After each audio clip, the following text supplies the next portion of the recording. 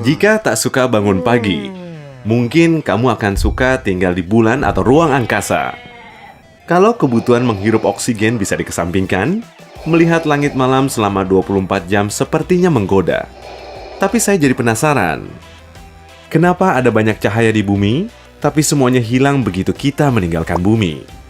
Mungkin kamu berpikir terang pada siang hari dan gelap pada malam hari, disebabkan oleh rotasi bumi dan matahari hanya menyinari salah satu belahan bumi. Itu hanya salah satu faktor. Tapi sebenarnya lebih rumit dari itu. Bintang kita juga menyinari bulan, tapi langit di atas selalu tampak hitam. Ini semua terjadi berkat atmosfer unik yang melingkupi bumi. Atmosfer kita penuh debu, kotoran, berbagai gas, dan tetesan air. Yang semuanya bertindak seperti cermin kecil dan memantulkan cahaya matahari. Saat mengenai partikel-partikel kecil ini, cahaya matahari mengalami difusi dan menghasilkan beragam warna. Itu sebabnya kita melihat langit yang biru dan bayangan warna indah lainnya selama matahari terbit dan terbenam. Di tempat lain, kondisinya sangat berbeda. Jika kamu berada di bulan, di mana tak ada atmosfer, langit akan tampak hitam. Kamu akan bisa melihat bintang-bintang meski matahari sedang bersinar selama siang hari di bulan. Hal yang sama berlaku di ruang angkasa. Meski dipenuhi banyak gas berbeda, ruang angkasa tak punya atmosfer bermolekul yang bisa memantulkan cahaya. Dengan kata lain, ruang angkasa itu hampa. Oleh karena itu, meski matahari sedang bersinar, ruang angkasa tetap tampak seperti ruang kosong yang hitam. Jika suatu saat atmosfer bumi hilang, langit kita akan sama hitamnya dengan ruang angkasa atau di bulan. Yang itu sudah jelas. Tapi matahari bukanlah satu-satunya bintang atau sumber cahaya di alam semesta.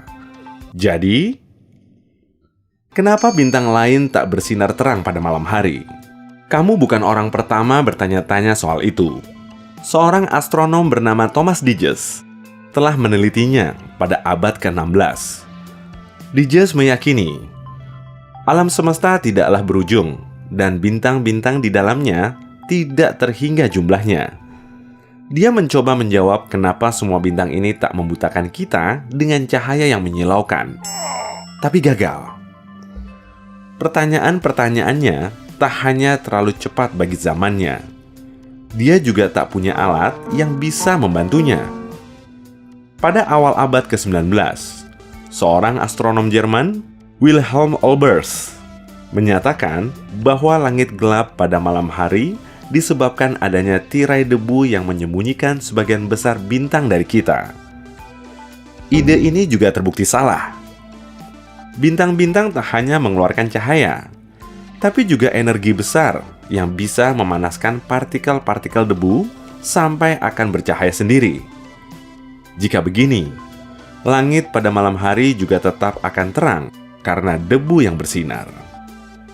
Namun langit tetap menjadi gelap setiap sore setelah matahari tenggelam. Lantas di mana salahnya teori ini? Digges, Olbers, dan para astronom lain di masa lalu meyakini alam semesta itu tak berujung, tapi astronomi modern lebih tahu. Jumlah bintang, meski tampaknya tak terhingga, tetap saja tak cukup untuk menyinari langit pada malam hari. Langit menjadi gelap karena bintang-bintang, seperti alam semesta itu sendiri, tidak kekal. Bintang-bintang itu fana. Alam semesta memiliki batas tersendiri dan tidak sekuno perkiraan para ilmuwan. Tentu, 14 miliar tahun itu tidaklah singkat bagi manusia, tapi masih dianggap muda dalam hitungan jagat raya. Angka itu pun tidak seberapa bagi semua cahaya yang berasal dari bintang-bintang jauh untuk bisa sampai di bumi. Dengan kata lain, berkat teleskop kuat yang indah, kini kita tahu cahaya membutuhkan waktu miliaran tahun untuk sampai ke kita dari bintang-bintang terjauh. Artinya, saat memandang ke langit, kita sedang memandang ke masa lalu yang sangat jauh. teleskop modern dapat menunjukkan bahwa cahaya memulai perjalanannya menuju bumi sekitar 10 miliar tahun lalu. Makin kuat teleskopnya, kita bisa memandang ke belakang makin jauh. Kelak, kita akan mampu melihat sesuatu yang ada sebelum bintang-bintang muncul. Mungkin dengan mempelajari jarak hitam di antara mereka. Tapi kita akan segera membahas lebih jauh tentang ini. Baik, bintang-bintang tak begitu menerangi langit malam kita karena mereka sudah sangat tua. Bahkan saat kita melihatnya dan jaraknya tidak terbayangkan. Kalau begitu, maka kenapa bintang yang tak terlalu jauh tidak bersinar seterang matahari? Sekiranya ada ribuan bintang yang jauh lebih dekat daripada bintang yang ada di pinggiran alam semesta. Ada banyak sekali. Mari ambil tetangga terdekat kita di ruang angkasa, Proxima Centauri, sebagai contoh. Bisa dibilang, bintang ini berada di halaman belakang kita. Jaraknya hanya 4 tahun cahaya. Tapi kita bahkan tak bisa melihatnya di langit tanpa teleskop. Alasannya, bintang ini 7 kali lebih kecil dibanding matahari, dan cahayanya hanya 1% dari benderangnya matahari. Tetangga dekat kita yang jaraknya 4 tahun cahaya ini pun masih jauh sekali jaraknya dari kita. 400 triliun kilometer. Sebagai pembanding, matahari besar kita yang terang itu jauhnya hanya 150 juta kilometer dari bumi. Jadi, bintang kita jauh lebih besar dan lebih dekat. Bintang-bintang lain mungkin lebih terang daripada matahari, tapi lebih jauh dari kita. Tapi bukanlah semua bintang jauh itu mengeluarkan setidaknya sedikit cahaya yang bisa dilihat dari bumi? Begini, itu sama seperti menyalakan ribuan lampu halogen.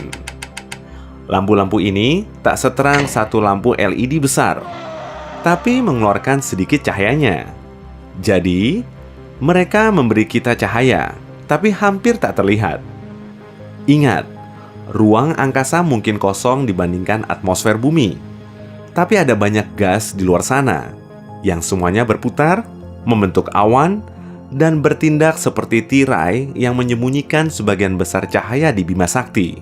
Itulah sebabnya kita tak bisa melihat semua yang sedang terjadi di galaksi kita. Kita butuh peralatan khusus untuk itu. Tapi ternyata Olbers ada benarnya. Hanya saja, tirai yang menutupi cahaya adalah berupa gas, bukan debu. Dari mana teori ledakan dahsyat berasal? Teori ini berpendapat alam semesta dilahirkan dari sebuah ledakan besar 13,8 miliar tahun lalu. Sejak saat itu, segala sesuatunya bergerak menjauh dari titik pusat ledakan itu. Sehingga alam semesta meluas dan objek-objek di dalamnya juga makin menjauh satu sama lain seiring waktu.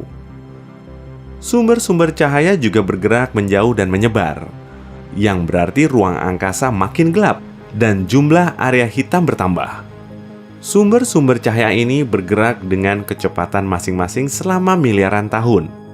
Dan teleskop satelit kita, secanggih apapun itu, belum mampu melihat jejak pergerakan ini.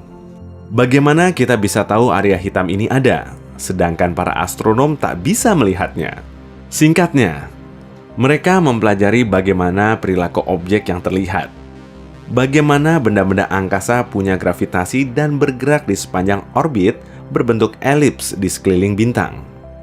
Ini hanya bisa dijelaskan dengan kehadiran objek atau kelompok objek angkasa tak dikenal.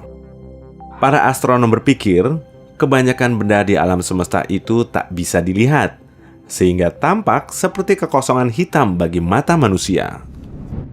Tapi seperti apa bentuknya melalui teleskop? Semua kegelapan itu menyala dengan warna-warni pelangi yang indah. Kita tak bisa melihatnya karena penglihatan kita terbatas pada spektrum cahaya kasat mata.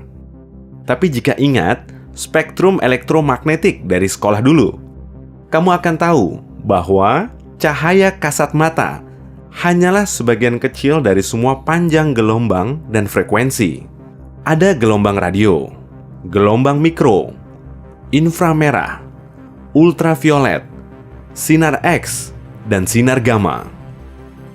Mereka berada di luar spektrum kasat mata, tapi semuanya ada di ruang angkasa dan dapat ditangkap oleh teleskop modern. Dan yang teleskop tunjukkan kepada kita adalah kegelapan atau nebula tak terlihat yang memancarkan cahaya dengan semua warna yang kita kenal. Merah, biru, ungu, kuning, semua jenis warna, tergantung gas penyusunnya. Siapa tahu, suatu hari nanti kita bisa menemukan kacamata khusus yang memungkinkan kita melihat semua warna di luar angkasa hanya dengan memandang langit malam. Hey, jika kamu mempelajari hal baru hari ini, klik tombol suka pada video ini dan bagikan dengan teman. Berikut beberapa video keren lainnya yang pasti kamu suka.